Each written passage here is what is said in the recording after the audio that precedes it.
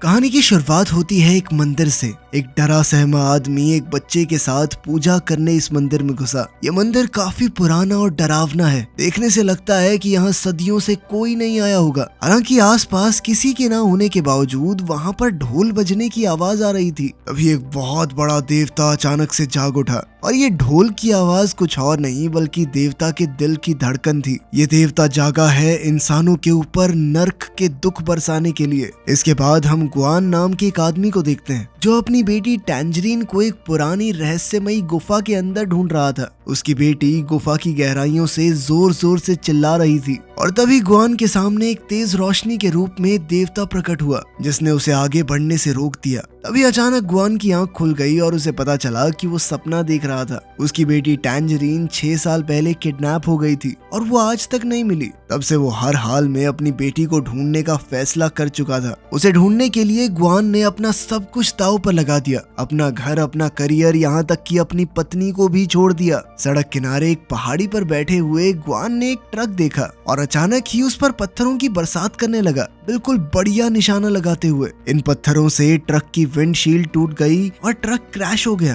तभी गुआन नीचे उतर के गया और उसने ड्राइवर पर हमला किया, ये पूछते हुए कि उसकी बेटी कहाँ है। तभी ड्राइवर के साथी ने गुआन के सर पर जोरदार हमला किया जिसके बाद वो वहीं घायल होके गिर पड़ा। ड्राइवर और उसका साथी बचते हुए पैदल ही वहां से भाग गए। कुछ देर बाद जब गुआन को होश आया तो उसने ट्रक का पिछला दरवाजा खोला तो उसने देखा कि अंदर बहुत सारे बच्चे पिंजरों में बंद हैं। इस बात से पता चला कि गुआन ने किसी तरह से बच्चों की तस्करी करने वाले गिरोह का पता लगाया था और फिर सोच समझ के ही उनकी गाड़ी पर हमला किया। अपनी बेटी को ढूंढने की उम्मीद में उसने सभी पिंजरे देखे लेकिन टैंजरीन को ढूंढने में वो नाकामयाब रहा। तभी वहां पुलिस आई और देखने में ऐसा लगा कि गुआन ही बच्चों की तस्करी कर रहा है। इस आरोप में पुलिस ने उसे पकड़ लिया। पुलिस की गाड़ी में पीछे हथकड़ियों में बंद गुआन को नींद आ गई और फिर से उसे सपने में अपनी बेटी दिखाई दी। इस बार टैंजरीन काली दलदल सी बेलों में बंधी हुई थी। अचानक गुआन की आंख खुली तो उसने देखा कि पुलिस ने उसकी जेब से टैंजरीन की फोटो निकाल ली है। इस बात से वो बहुत गुस्से में आ गया और पुलिस वाले को पीट कर फोटो वापस ली, जिसके बाद वो वहां से भाग निकला। तभी सड़क पर उसे एक दूसरी गाड़ी दिखी। अपने बचाव के लिए बिना सोचे समझे ही गुआन गाड़ी में चढ़ गया। इस गाड़ी की ड्राइवर है लिंग और वो गुआन की जिंदगी के बारे में सब कुछ जानती थी। साथ ही टैंजरीन के गायब होने की भी उसे पूरी खबर थी। उसने गुआन से वादा किया कि वो टैंजरीन को ढूंढने में उसकी पूरी मदद करेगी। इसके बाद कहानी फिर से पुरानी सदी में पहुंच गई जहां कॉन्ग नाम का एक योद्धा कुछ हमलावरों से बचकर भाग रहा था। इन हमलावरों का लीडर एक बूढ़ा आदमी है। जैसे ही कॉन्ग एक पहाड़ी की चोटी पर पहुंचा उसे इन लोगों ने घेर लिया। अब ये लोग कॉन्ग को पकड़ने ही वाले थे कि तभी वहां उसकी बहन आ गई और उसने कॉन्ग को बचाने के लिए उसे पहाड़ी की चोटी से धक्का दे दिया। धक्का देने से पहले उसने कॉन्ग को पश्चिम दिशा में जाने की सलाह दी और फिर वो अकेली ही उन सब से भिड़ गई। लेकिन किसी तरह से कॉन्ग वापस पहाड़ी पर चढ़ा तो उसने देखा कि उस बूढ़े आदमी और उसके लोगों ने उसकी बहन को मार डाला था। अब कॉन्ग गुस्से में अपना भाला निकाल कर उस बूढ़े आदमी को मारने के लिए आगे बढ़ा, लेकिन बुढ़े ने उसे चेतावनी दी कि अगर तूने मुझे मारा ना तो तू कभी भी लॉर्ड रेडमेन से नहीं बच पाएगा। ये सब सुनने के बाद भी कॉन्ग ने उसे मौत के घाट उतार दिया। ये हंगामा खत्म हुआ और अब कॉन्ग अपने दुश्मनों से भाग भाग कर थक चुका था। अब कॉन्ग ने एक बड़ा फैसला लिया, शहर जाकर अपने सबसे बड़े दुश्मन लॉर्ड रेडमेन को मारने का। तभी उस बुढ़े का कवच हिलने लगा क्योंकि उसे एक नए मालिक की तलाश थी और अचानक ही निकलकर वो कॉन्ग के शरीर से जुड़ गया। ये कवच खुद से सोच समझ सकता था और अब उसने कॉन्ग को चुना था ताकि वो उसके नए मिशन में उसकी मदद कर सके। ये कवच पूरी तरह से कॉन्ग के शरीर में ढल गया जिसके बाद उसकी छाती पर एक आंख बन गई। वहीं लिंग गुआन को अपने साथ एक बिल्डिंग में ले गई जहाँ वो काम करती थी और उसे 5 छोटी बच्चियों की तस्वीरें दिखाई। लियम ने गुआन को उसकी बेटी को पहचानने के लिए कहा पर गुआन ऐसा नहीं कर पाया क्योंकि हादसे को 6 साल बीत चुके हैं। जल्द ही लियम मुद्दे पर आई। वो गुआन की बेटी का पता लगाने के लिए डीएनए टेस्ट कर सकती है, लेकिन बदले में गुआन को उसकी कंपनी के लिए काम करना होगा। वो लोग जानते थे कि गुआन के अंदर किसी तरह की शक्तियां हैं। वो अपनी फेंकी हुई चीजों को अपने मन से रोकने या चलाने की ताकत रखता है और अब कंपनी चाहती थी कि गुआन अपनी शक्तियों का इस्तेमाल करके कॉन्ग नाम के एक राइटर की जान ले ले। दरअसल ये राइटर अपनी लिखी हुई कहानियां लाइव स्ट्रीम में सुनाता है और अजीब बात ये थी कि जब भी इसकी नॉवल के किरदार लॉर्ड रेडमेन को कोई चोट पहुंचती तभी लिंग की कंपनी के बॉस लीमू के साथ भी कोई ना कोई हादसा हो जाता। कंपनी ने हर एक तरीके से इस राइटर को रोकने की कोशिश कर ली, लेकिन कोई फायदा नहीं हुआ। ग्वान को इस कहानी पर बिल्कुल भरोसा नहीं था, लेकिन उसके पास कोई ऑप्शन भी नहीं है। वो अपनी बेटी को किसी भी हाल में बचाना चाहता है। अगले दिन ग्वान एक नई लुक के साथ बाल वाल गडवा कर एक छोटे से शहर में पहुंचा जहां कॉन्ग रहता था। वहां जाते हुए ग्वान को कॉन्ग की ऑडियो बुक सुनकर पता चला कि जो चीजें या लोग उसके सपनों में आते हैं वो कॉन्ग की कहानियों से जुड़े हुए हैं। ग्वान ने कॉन्ग का पूरा दिन पीछा किया, उसे मारने के मौके की तलाश में, और आखिर में वो लाइब्रेरी पहुंचा। लेकिन वो छुपने में नाकामयाब रहा क्योंकि लाइब्रेरी में कॉन्ग और उसके अलावा और कोई नहीं था। अचानक कॉन्ग ने उससे पूछ ही लिया कि वो पूरे दिन से उसका पीछा क्यों कर रहा है। खुद को बचाते हुए ग्वान ने कहा कि सर, मैं आपकी नॉवेल्स का बहुत बड़ा फैन हूँ। इस बात से कॉन्ग बहुत खुश हो गया और ग्वान से ढेरों सवाल पूछ डाले। लेकिन इससे पहले ग्वान को जवाब देता लिंग ने उसे फोन किया और साइड में जाकर बात करने को कहा। लिंग ने ग्वान को बिना राइटर से बात किए सीधे उसे मारने का ऑर्डर दिया, लेकिन ग्वान ने लिंग की बात नहीं मानी और आगे भी कॉन्ग का पीछा करता रहा। ये दोनों दोबारा बातचीत करने लगे। तभी लिंग की कंपनी की एक गाड़ी ने दोनों को ही कुचलने की कोशिश की। ग्वान वहां से भाग गया, लेकिन उसकी डायरी जिसमें वो अपने सपनों के बारे में लिखता था वो पीछे छूट गई। कॉन्ग ने जैसे ही वो डायरी पढ़ी तो उसे अचानक से एक आइडिया आ गया कि कैसे वो अपनी कहानी को आगे बढ़ाएगा। अब कहानी फिर से उस सपनों भरी दुनिया में वापस गई। कॉन्ग यहाँ एक शहर में है जहाँ कोई त्योहार चल रहा है। फेस्टिवल की इस जगह पर लॉर्ड रेडमेन का एक बहुत बड़ा स्टैचू है जहाँ इस देवता की पूजा हो रही है। इतने लोगों की भीड़ देखकर कॉन्ग हैरान है। तभी उस स्टैचू ने पास के एक गांव की ओर इशारा किया और सभी लोग अपने हथियार उठाकर उस तरफ भागने लगे। उसके कवच ने कॉन्ग को बताया कि लॉर्ड रेडमेन ने ऐसे ही बहुत से गांवों को खत्म कर दिया है। ये देवता खुद को पूजने वालों को लड़ाई के लिए उकसा रहा था। गांव वालों ने खुद को बचाने की बहुत कोशिश की, लेकिन अचानक 3 ड्रैगन्स ने आसमान से एक जलता हुआ लावा उनके ऊपर बरसा दिया। साथ ही सैनिक आग लगे तीर उनके ऊपर बरसाने लगे, जिससे पूरा गांव आग की लपटों में भस्म हो गया। फिर अगली सुबह लॉर्ड रेडमेन के पुजारी लाल कपड़ों में आकर बचे हुए गांव वालों को डराकर इस गांव पर कब्जा कर लेते हैं। इसके बाद कहानी वापस से वर्तमान में आती है। ग्वान जैसे ही नींद से उठा तो उसने एक होटल के कमरे में खुद को पाया और लिंग उसके सामने बैठी थी। लिंग ने उससे पूछा कि तुम्हें क्या सजा दी जाए अपना काम पूरा ना करने के लिए। कुछ ही देर में कॉन्ग इस होटल के बाहर आया और ग्वान की डायरी उसे वापस दी, साथ ही उसकी कहानी के लिए इंस्पिरेशन देने के लिए शुक्रिया अदा किया। अगले सीन में ग्वान कॉन्ग को मारने के लिए वॉक करने के बहाने उसे एक अकेली जगह पर ले गया। उनकी बातचीत के दौरान कॉन्ग ने बताया कि अपने सपनों की दुनिया में मुझे एक छोटी लड़की मिली थी जो अपने भाई को बचाने की कोशिश कर रही है, लेकिन वो पहले ही मर चुका था। ये लड़की कोई और नहीं बल्कि ग्वान की बेटी टैंजरीन है। उसने टैंजरीन को दिलासा दिया और फिर इन दोनों ने मिलकर टैंजरीन के भाई को दफना दिया। टैंजरीन ने उन्हें ये भी बताया कि लाल कपड़ों वाले सिपाहियों ने ही उसके भाई को मारा है और वो हर उस आदमी को मार देंगे जो सूरज उगने के बाद घर से निकलेगा। टैंजरीन ने इस सपने में जो धुन फ्लूट में बजाई थी, बिल्कुल वैसी ही धुन कॉन्ग को असल दुनिया में ग्वान के साथ सुनाई दी, लेकिन इस धुन की आवाज से एक लाल सिपाही उनके पीछे लग गया क्योंकि अंधेरा होने के बाद से उन्होंने कर्फ्यू लगा दिया था, कोई बाहर नहीं निकल सकता। कॉन्ग ने टैंजरीन का पुतला बनाकर उस सिपाही का ध्यान भटकाया ताकि टैंजरीन वहां से भाग सके। पुतले को लड़की समझकर जब सिपाही कॉन्ग के पास पहुंचा तो कॉन्ग ने उसके सर के कवच पर वार किया। जैसे ही कवच फटा तो ग्वान का चेहरा बाहर आया जो अब कॉन्ग को मारने के लिए तैयार था। लेकिन जैसे ही ग्वान कॉन्ग को मारने लगा तभी टैंजरीन दोबारा वहां आ गई और ग्वान का ध्यान अपनी तरफ खींच लिया, लेकिन इस बार न जाने क्यों वो हिल नहीं पाया। इसी बात का फायदा उठाकर कॉन्ग और टैंजरीन वहां से भाग निकले।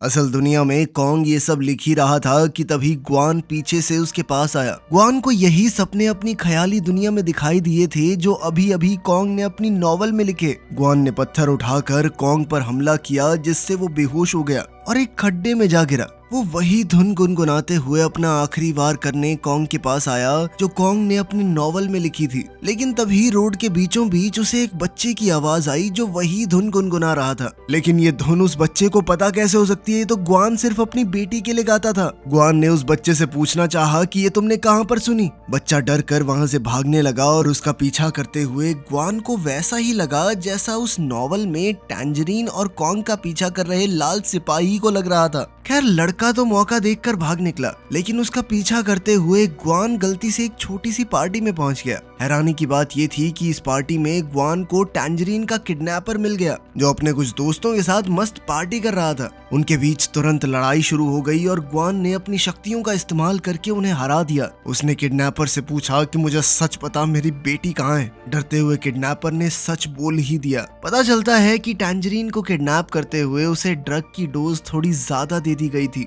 जिस वजह से टैंजरीन की मौत हो गई। जिसके बाद किडनैपर ने उसे बोरी में डालकर पहाड़ी के एक हिस्से में सड़ने के लिए छोड़ दिया। अपने गुस्से और दर्द से पागल होकर ग्वान उसका गला घोंटकर उसे मार देना चाहता था, लेकिन तभी लिंग वहां आ गई और फिर ग्वान को बेहोश करके अपनी गाड़ी में ले गई। जब ग्वान को होश आया तो उसने लिंग से कहा कि वो किडनैपर बोल रहा था, मेरी बेटी मार दी उसने। लीमू, जो कि लिंग का बॉस है, ये सारी बातें सुन रहा था और उसने लिंग को ऑर्डर दिया कि ग्वान को कह दो कि उसकी बेटी मरी नहीं है, वो किडनैपर झूठ बोल रहा था। लेकिन लिंग सिर्फ अपने फायदे के लिए ग्वान से इतना बड़ा झूठ कहने से कतरा रही थी। अब ग्वान ने लिंग से कहा कि मैं कॉन्ग को मार दूंगा, उसकी चिंता तुम मत करो, मुझे बस वो किडनैपर चाहिए, उसे मैं अपने हाथों से मारना चाहता हूँ, पुलिस कस्टडी से निकाल कर लाओ उसे मेरे लिए। इसके बाद हम देखते हैं कि लिंग का बॉस उससे काफी नाराज था, क्योंकि उसने तो लिंग से कहा था कि कह दे कि इसकी बेटी जिंदा है, लेकिन लिंग इतना नीचे नहीं गिरना चाहती थी। वहाँ उस ख्याली दुनिया में कॉन्ग और टैंजरीन उस लाल सिपाही से बचकर शहर में आ गए और उन्होंने इस लड़ाई की वजह से काफी लोगों को बिना वजह मरते देखा।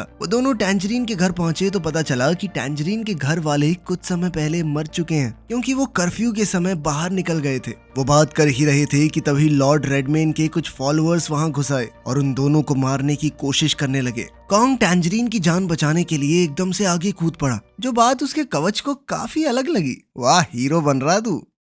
असल दुनिया में कॉन्ग ग्वान को एक बिल्डिंग की छत पर मिला, इस बात से पूरी तरह अनजान कि जिस आदमी ने उस पर पहले हमला किया था वो खुद ग्वान ही है। ग्वान को पता चला कि अपने नॉवल में कॉन्ग ने ग्वान को लाल सिपाही के किरदार में डाला है, इसलिए जो चोट सिपाही के सर पर लगी थी वो अब ग्वान के सर पर भी है, जो ग्वान को किडनैपर से लड़ते हुए लगी थी। ग्वान ने कॉन्ग की नोटबुक ली तो उसे पता चला कि जो भी उसे अजीबोगरीब चीजें दिखती हैं वो कॉन्ग ने अपनी किताब में लिखी हुई हैं। और हैरानी की बात ये थी कि इस नॉवल में टैंजरीन भी एक जिंदा किरदार है। इस बात से ये चीज तो एकदम साफ हो चुकी थी कि कॉन्ग ने जाने अनजाने में अपने नॉवल का एक पैरेलल यूनिवर्स बना दिया है और वो इस नॉवल में जो कुछ भी लिखता है वो इस दुनिया के लोगों के साथ भी होता है। कॉन्ग ने बताया कि आखिरी चैप्टर में उसे और टैंजरीन को बहुत सारे रेडमेन के सिपाहियों ने घेर लिया था, जिसके बाद ग्वान ने आइडिया दिया कि कुछ भी करके उन्हें लड़ाई तो जीतनी चाहिए। अब कहानी फिर से उस काल्पनिक दुनिया में पहुंच गई जिसमें कॉन्ग अब रेडमेन के सिपाहियों से लड़ने वाला है। अचानक कॉन्ग के कवच ने उसके शरीर को छोड़ दिया और एक ऐसे जीव में बदल गया जो अपनी मर्जी से कोई भी हथियार बना सकता था।